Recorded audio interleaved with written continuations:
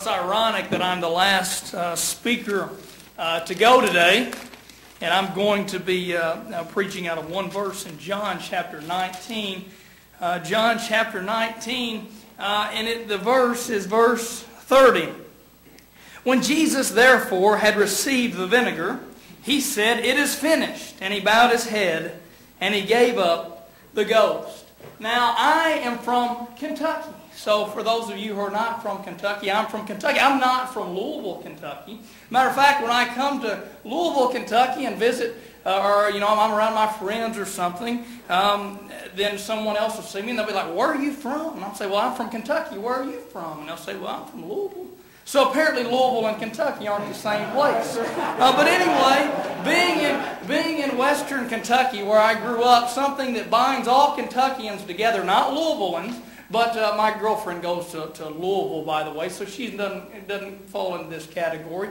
But anyway, all Kentuckians, from eastern Kentucky to western Kentucky, from northern Kentucky to southern central Kentucky, we're all UK basketball fans. That's how we're born and raised. Now my father, for one, is one that never misses a game. He'll call me sometime. I'll be at school. He'll be like, "What are you doing, son?" And I'll be like, "Well, I'm studying, Dad," or "I'm not studying or doing something else. I don't know what I'll be doing." But he'll call me and say, "What are you doing, Dad?" Or, "What are you doing, son?" I'll be like, "Oh, I'm doing this." He'll say, "Well, I'm watching the Kentucky game." I'm like, "Well, who are they playing?" "Well, Long Island State." "Well, Dad, that sounds fun." But anyway, we love Kentucky basketball. Some of us more than others. But I watch all the big games, and come February, March, into the tournament time, I'm right there all the way, along with all other Kentucky fans. But I want to take us back to 1992 when we were playing in the Elite Eight of the national tournament against the Duke Blue Devils, the #1 greatest game of all time in any sport. Kentucky versus Duke. 2.1 seconds remaining to go in overtime. Kentucky leads by 1 point. We have got it. The game is almost over, and we are going to win. We're going to the Final Four and going to win the championship. And Grant Hill throws a 300-yard pass to Christian Leitner, who catches the ball right outside of the free throw line and turns around and shoots it and scores. And there was just heartbreak went through the Bluegrass State. The game was over. The game was finished. There was no time left. Everything was said and done. And our lives, everybody's lives in here are just like a basketball game in a sense. Whenever we're born, our time starts ticking away. We don't know when the clock will reach zero for us, but one day it is going to reach zero for every one of us. We're all going to die, and we're going to be able to say, our time has come. It is finished. And I think of great people who've done great things with their lives. For one, Billy Graham. No telling how many people he has changed, or how many people that he's witnessed to that have changed their lives and decided to turn and follow Christ. But in the end of the day, he's just going to be one more wave in the ocean, just a single ripple in a big lake. His life, our lives, are really not that significant. But when Jesus Christ says here, when He's on the cross, He says, "It is finished." And these are some of the most important words in the history of the world. Because His life, unlike ours, is sufficient. His life was important.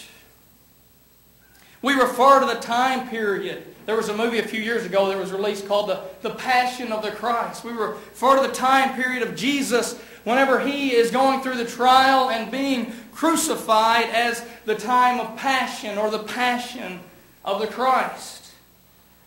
So I looked up the term passion to try to define what Jesus was going through, because and what He was passionate about. So I looked up the term passion on dictionary.com, which is about as good as I can do on a computer. So anyway, the first definition I found of passion was a strong sexual desire. Not exactly what I was looking for. So the second definition that I found that I liked this time was the sufferings of Jesus in the period following the Last Supper, including the crucifixion. So what I did was I took initiative and tried to come up with my own definition of passion in general. And this is what this hillbilly came up with. A compelling desire of conviction to act upon. So we say we're passionate. You might be passionate about trying to end world hunger. You might be passionate about ending genocide or about ending abortion that takes place in our country. We can be passionate about these things, and they're all great things to be passionate about. But you see, Jesus, His passion was to heal the sick, was to give the blind sight, was to make the lame walk. His passion was to save sinners from their sin. That was the passion of Christ. That is His passion, to save sinners from their sin. And Jesus shows His passion in the crucifixion. What is crucifixion? Well, in that time period, it was an act of public mockery. Take, for instance, today, or go back a few hundred years in our country, and we see, you remember the Wild, Wild West. What did they do when somebody did something bad? Well, they hung them up in a tree and they left their body on display. So if you were a criminal, you were going to be hung just like this person was. So it was an act of public mockery where all could see, everybody could make fun and point and laugh at the person up on the cross. That is what the Roman Empire used that for.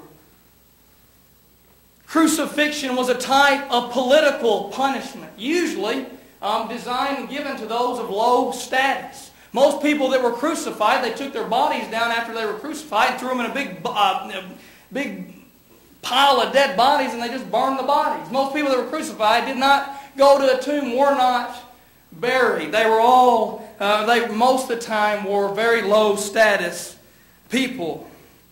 During crucifixion itself, there are no vital organs that are damaged. There's not really any great loss of blood, so it's a time period, a long period of time when you just suffer. When you just lay up there and suffer. It's not a quick death. It would be one of the worst deaths that any man could take. My question today, really, when I look and when I think about Jesus and His life, is why did Jesus have to die on the cross? And I think this is an answer, or a question that we all need to be able to answer. Why was it important for Jesus to die on the cross?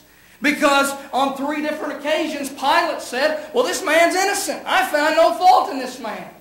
So he had no conviction, nothing that he was convicted of for doing illegally.